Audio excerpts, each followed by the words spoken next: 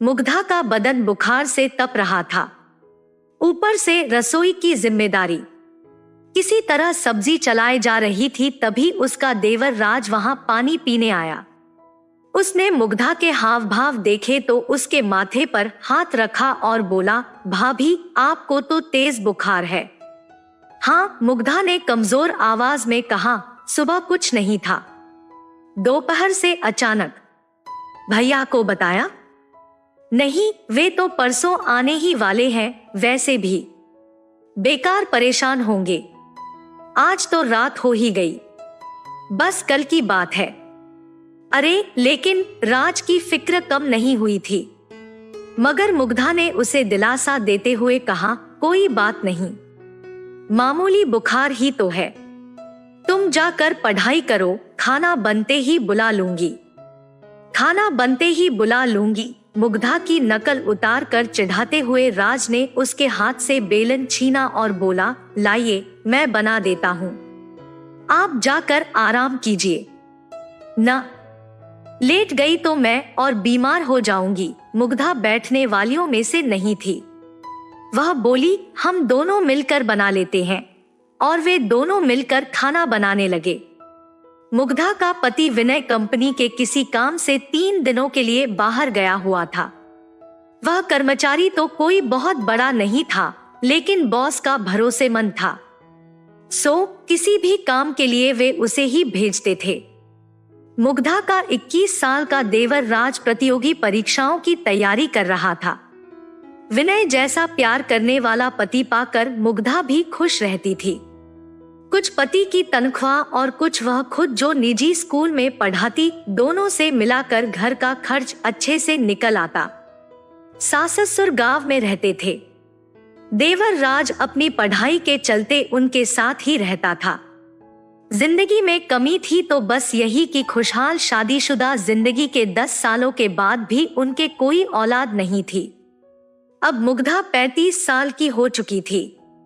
अपनी हमउम्र बाकी टीचरों को उनके बच्चों के साथ देखती तो न चाहते हुए भी उसे रोना आ ही जाता।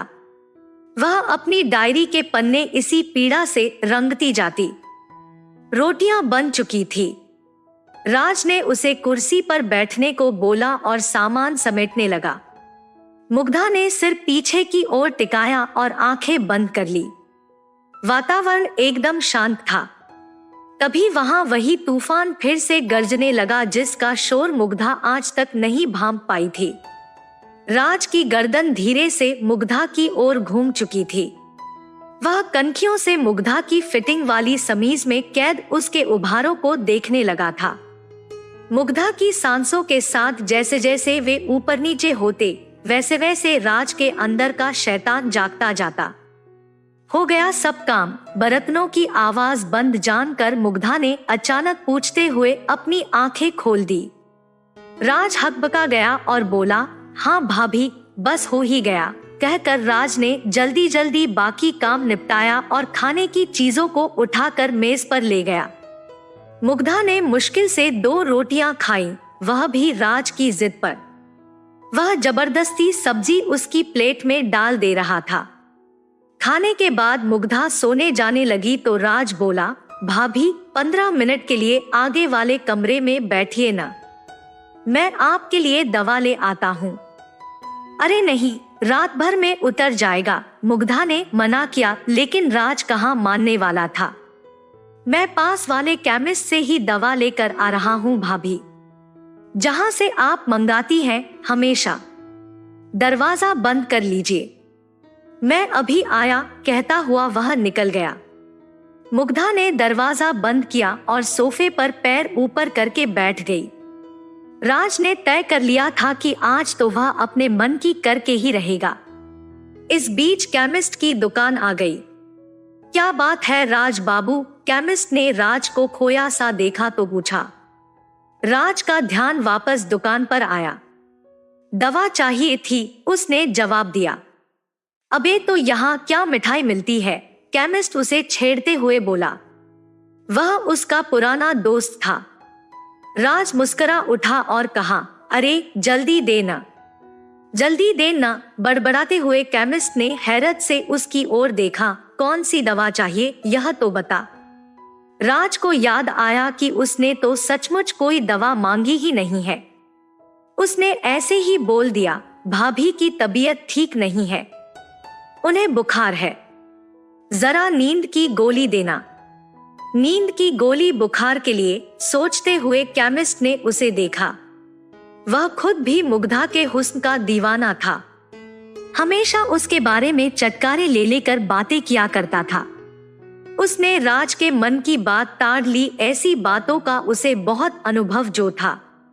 उसने नींद की गोली के साथ बुखार की भी दवा दे दी। राज ने लिफाफा जेब में रखा और तेजी से वापस चलने को हुआ कि तभी केमिस्ट चिल्लाया, अरे भाई, खुराक तो सुन ले। राज को अपनी गलती का एहसास हुआ। वह काउंटर पर आया। केमिस्ट ने उसे डोज बताई और आंख मारते हुए बोला, यह नींद वाली 1 से ज्यादा मत देना, टाइट चीज है। अबे क्या बकवास कर रहा है? राज के मन का डर उसकी जबान से बोल पड़ा। उसकी तो चोर की दाढ़ी में तिनका वाली हालत हो गई। वह जाने लगा। केमिस्ट पीछे से कह रहा था, अगली बार हमको भी याद रखना दोस्त। राज उसको अनसुना करता हुआ आगे बढ़ गया। घर लौटने पर डोर बेल बजाते ही मुग्धा ने दरवाजा खोल दिया और बोली, यही बैठी थी लगातार। जी भाभी, आइए अंदर चलिए, राज ने अपने माथे से पसीना पोंछते हुए कहा। कितनी सारी ले आए भैया? मुग्धा ने थकी आवाज में बोला और बाम लेकर माथे पर लगाने लगी। भाभी दीजिए, मैं लगा देता हूँ, कहकर राज ने उससे बाम की डब्बी ले ली और उसके माथे पर मलने लगा।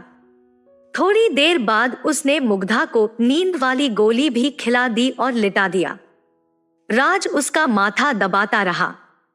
थोड़ी देर बाद उसने पुष्टि करने के लिए मुग्धा को आवाज दी, भाभी सो गई क्या? कोई जवाब नहीं मिला। राज ने उसके चेहरे को हिलाडुला कर भी देख लिया। कोई प्रतिक्रिया न पाकर वह समझ गया कि रास्ता साफ हो चुका है। राज की कनपटियों में खून तेजी से दौड़ने लगा। वह बत्ती जलती ही छोड़ मुग्धा के ऊपर आ गया। मर्यादा के आवरण प्याज के छिलकों की तरह उतरते चले गए। कमरे में आए भूचाल से मेज पर रखी विन्य मुग्धा की तस्वीर गिरकर टूट गई। सब कुछ शांत होने पर राज थक कर चूर-चूर होकर मुग्धा के बगल में लेट गया। बस अब बुखार उतर जाएगा भाभी जी, इतना पसीना जो निकलवा दिया मैंने आपका, राज बेशर्मी से बड़बड़ाया और मुग्धा की कुछ तस्वीरें खींचने के बाद उसे कपड़े पहना दिए। मुग्धा अब तक धीमे धीमे कराह रही थी। राज पलंग से उतरा और खुद भी कपड़े पहनने लगा। तभी उसकी नजर आधी खुली दराज पर गई। भूल से मुग्धा अपनी डायरी उसी में छोड़ी हुई थी। राज ने उसे निकाला और कपड़े पहनते पहनते उसके पन्ने पलटने लगा। अचानक एक पेज पर जाकर उसकी आंखें अटक गईं।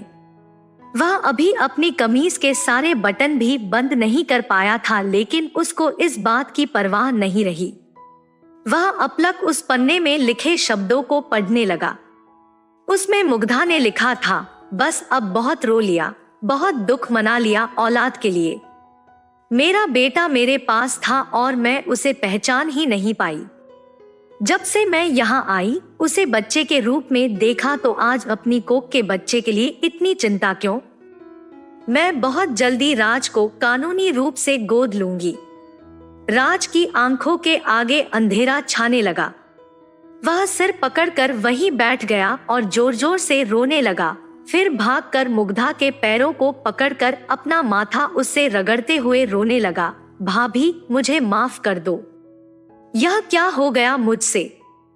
अचानक राज का ध्यान मुग्धा के बिखरे बालों पर गया। उसने जल्दी से जमीन पर गिरी उसकी हेयर क्लिप उठाई और मुग्धा का सिर अपनी गोद में रखकर बालों को संवारने लगा। वह किसी मशीन की तरह सब कुछ कर रहा था। हेयर क्लिप अच्छे से उसके बालों में लगाकर राज उठा और घर से निकल गया। अगली सुबह तकरीबन 8 बजे मुग्धा की आंखें खुली। उसका सिर अभी तक भारी था। घर में भीड़ लग चुकी थी। एक आदमी ने आखिरकार बोल ही दिया, देवर भाभी के रिश्ते पर भरोसा करना ही पागलपन है। मुग्धा के सिर में जैसे करंट लगा। वह सवालिया नजरों से उसे देखने लगी।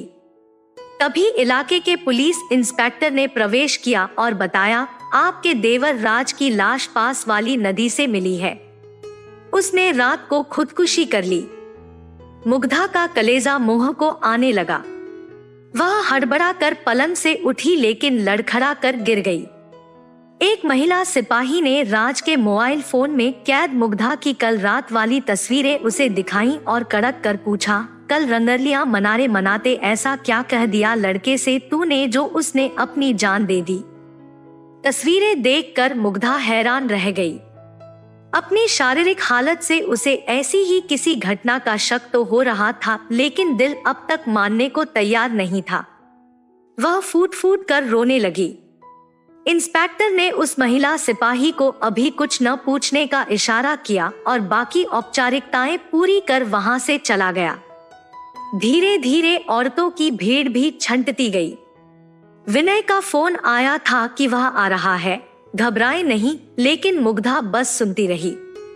उसकी सूनी आंखों के सामने राज का बचपन चल रहा था, जब वह नई नई इस घर में आई थी। दोपहर तक विनय लौट आया और भागते हुए मुग्धा के पास कमरे में पहुंचा। वह जड़वत अभी भी पलंग पर बैठी शून्य में ताक रही थी। विनय ने उसके कंधे पर हाथ रखा, लेकिन मुग्धा का शरीर एक ओर लुढ़क गया। मुग्धा, मुग्धा चीखता हुआ विनय उसे झकझोरे जा रहा था, पर मुग्धा कभी न जागने वाली नींद में सो चुकी थी।